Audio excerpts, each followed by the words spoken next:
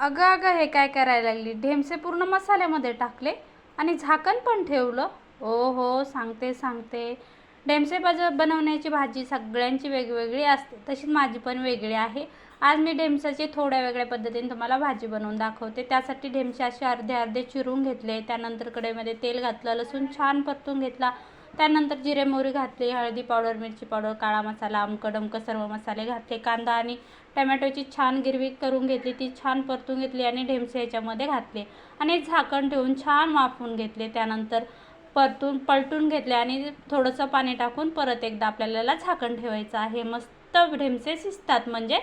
आणि आता थोडंसं पाणी टाकलं आणि झाकण ठेवलं. खेपा पाहू शकता, छान ढेमसे आपले शिजले. त्यानंतर याच्यामध्ये आपल्याला एसूर मसाला घालायचा आहे. एसूर मसाला मी घरी बनवलेला आहे. कसा बनवला ते तुम्हाला पाहिजे असले कमेंटमध्ये नक्की सांगा.